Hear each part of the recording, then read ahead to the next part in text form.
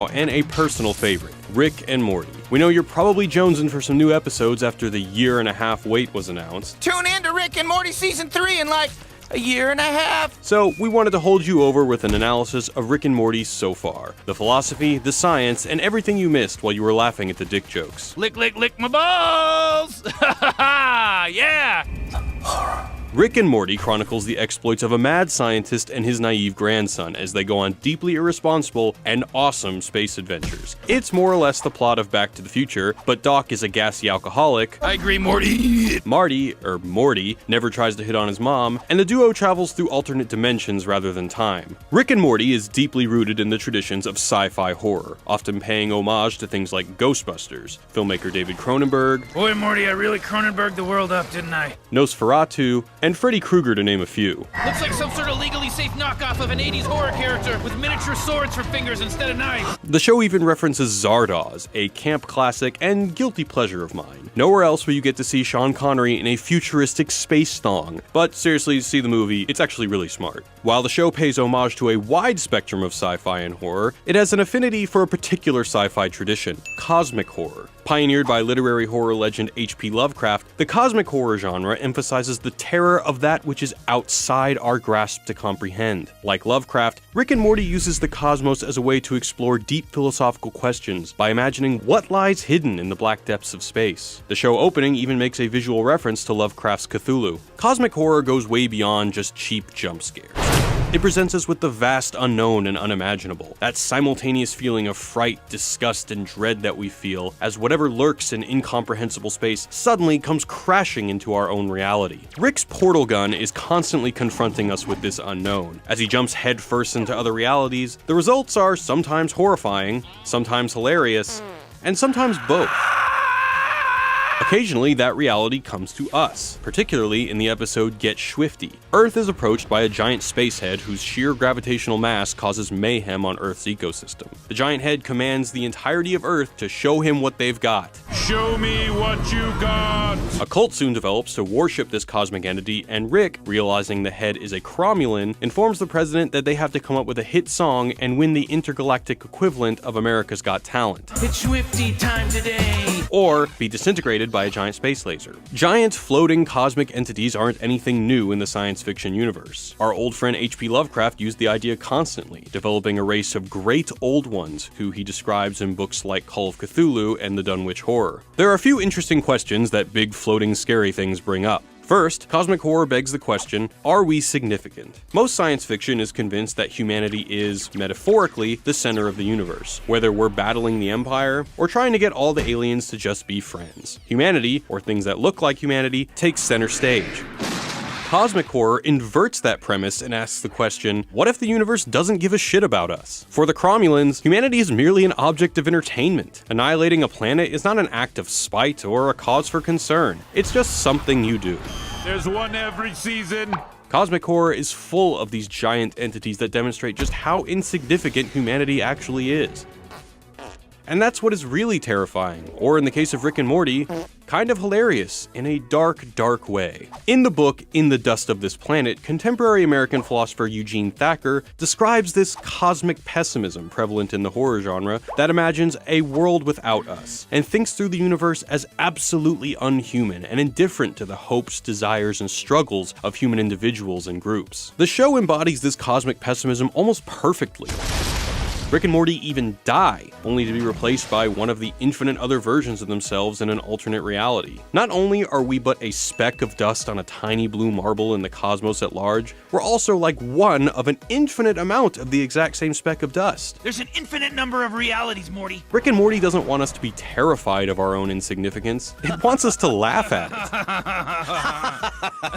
it. Even though we are but specks of dust to these cosmic horrors, we too are the cosmic horrors to other specks of dust. In The Ricks Must Be Crazy, we learn that Rick's car battery is powered by a micro-universe whose sole purpose is to perform an inane task, produce energy. And in that universe, they invent another mini-universe, and so on and so on. Rick might as well be one of Lovecraft's cosmic deities to the denizens of the microverses. It's like cosmic Inception, brah! It's like Inception, Morty. In a multiverse beyond our comprehension, with infinite possibilities, values and meanings start to slip away. What about the reality where Hitler cured cancer, Morty? Morty. The answer is don't think about it. All that can remain is pessimism.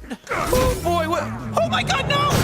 Which brings us to our next section on the existentialism of Rick and Morty. Rick and Morty addresses the question of our very existence in almost every single episode. Don't think about it. Existence is pain to a me-seeks, Jerry! Nobody exists on purpose. Nobody belongs anywhere. Everybody's gonna die. On the one hand, we have the cosmic insignificance of humanity as a whole, and on the other, we have the frivolity of individual human life. That's my grave. The show offers us two examples of how to respond to our pathetic existence through Rick and Jerry. First, we have Jerry, who is seemingly oblivious to the soul-crushing mediocrity and pointlessness of his own life. He is literally more happy in a poor simulation of the world than his actual life. I am finally complete.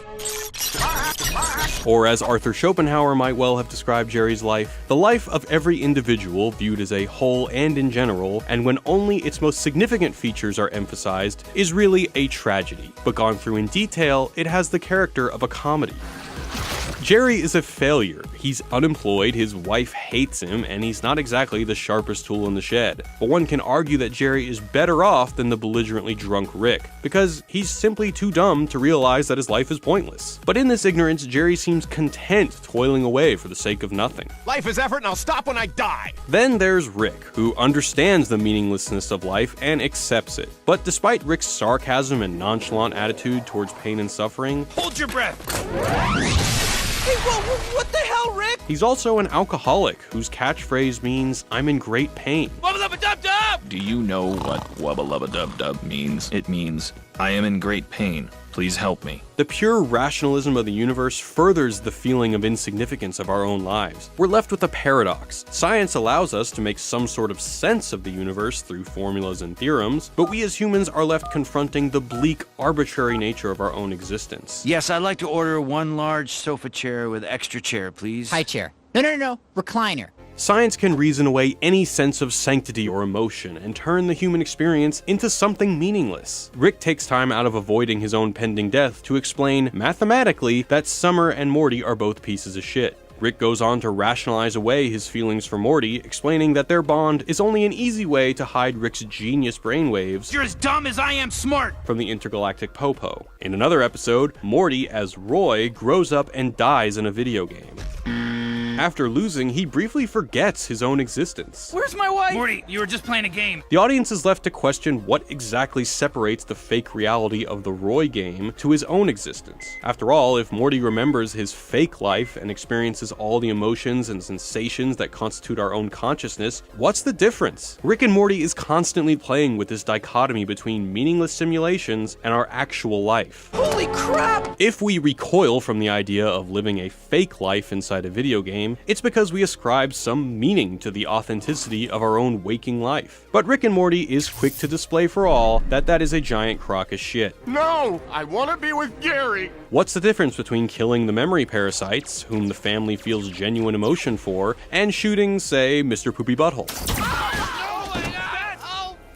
Poopy butthole. This crisis of values, of our own meaning in life, is taken up by tons of existentialists, but our old friend Friedrich Nietzsche is particularly helpful here. Nietzsche tells the parable of the madman who comes into town screaming, "God is dead and we have killed him." Now, what Nietzsche was really trying to say is that after the Enlightenment and the scientific revolution, the big being in the sky that gave value to our lives was no longer relevant. After the death of God and philosophy, what remains is nihilism, a void of meaning. My life has been a lie. God is dead. The government's lame. Thanksgiving is about killing Indians. This struggle over the lack of meaning is what defines Rick Sanchez. Rick uses science to demystify everything. Does evil exist? And if so, can one detect and measure it? Rhetorical question, Morty. The answer's yes, you just have to be a genius. Love is just a set of chemical reactions. What people call love is just a chemical reaction that compels animals to breed. He even beats the devil, and in a way, actively plays out the death of God. Yes! You God! Yes, I did it! There is no God in your face! We're constantly left wondering, what does Rick care about, if anything at all? Rick's character embodies a tension between a kind of active and passive nihilism. The passive nihilist for Nietzsche is resigned to the hopelessness and meaninglessness of life. The active nihilist, however, actively seeks to destroy the old values and start anew. Well, scientifically, traditions are an idiot thing. I'm gonna drop it down there and get a whole fresh start.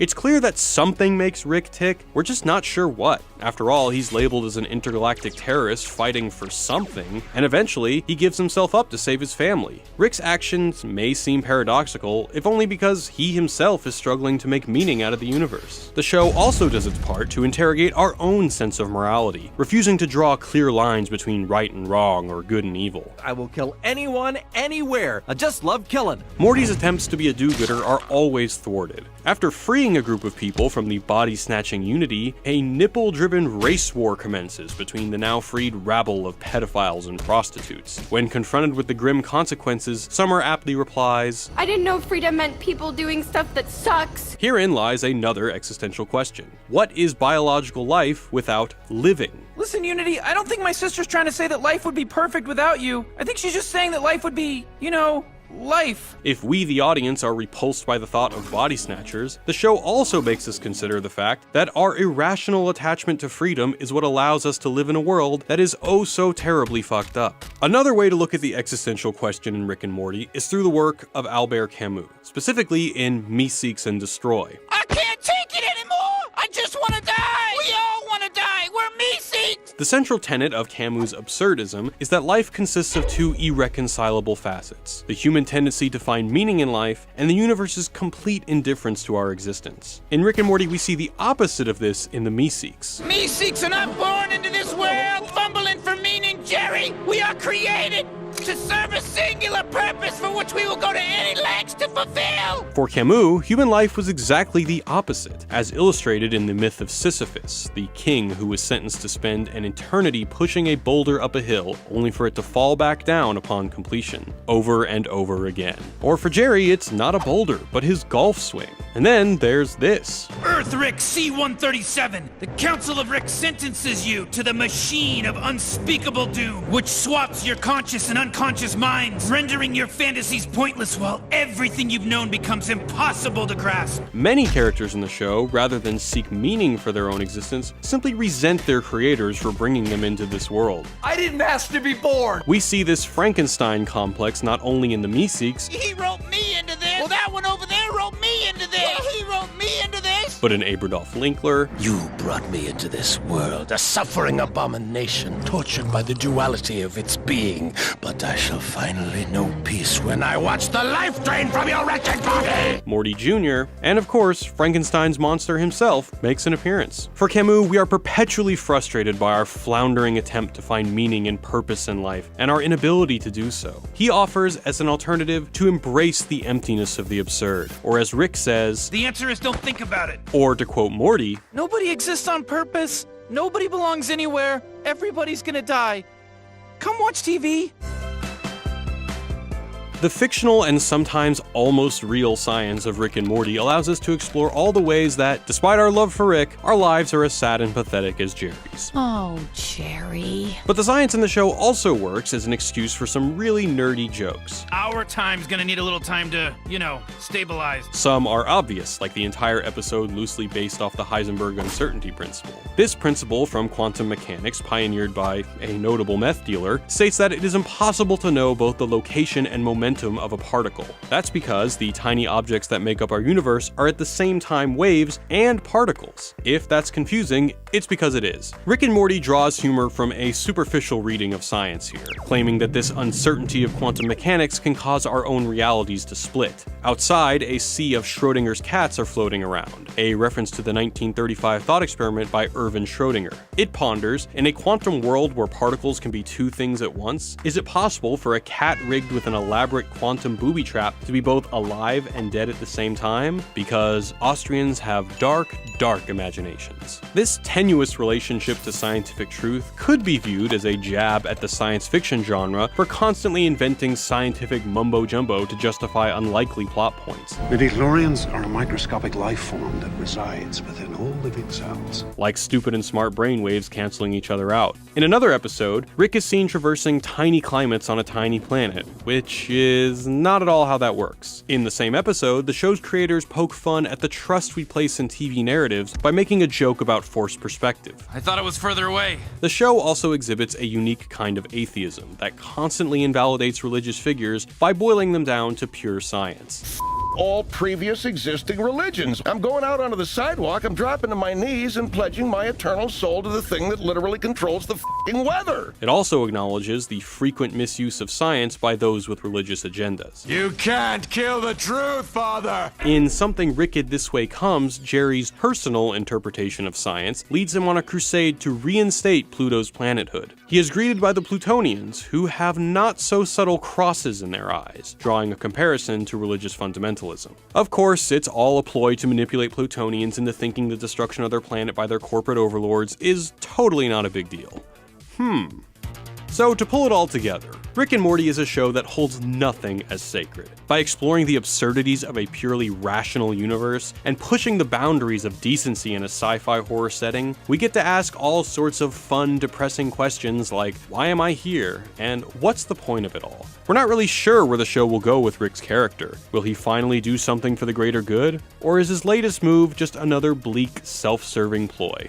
As always, thanks for watching. Wubba lubba dub dub! We hope you're liking these special episodes. We have some amazing new videos around the corner on the South Park movie, Hitchhiker's Guide to the Galaxy, and lots more. Be sure to check out our channel page by clicking here, where you can see more of our brain-tickling videos. While you're over there, do be sure to hit the subscribe button. Another great way to support the show is by supporting our sponsors. This episode is sponsored by Audible.com. Audible is the world's leading source of digital audiobooks. They've got more than 180,000 downloadable titles across all types of literature, including bestsellers, latest releases, and classics. And if you're looking for a book recommendation that's wacky and fun like Rick and Morty, and want to be all ready when our video hits, check out Hitchhiker's Guide to the Galaxy by Douglas Adams. For more about Audible and to start your 30-day free trial, go to audible.com/8bit to sign up. Thanks for the support, and as always, thank you for watching.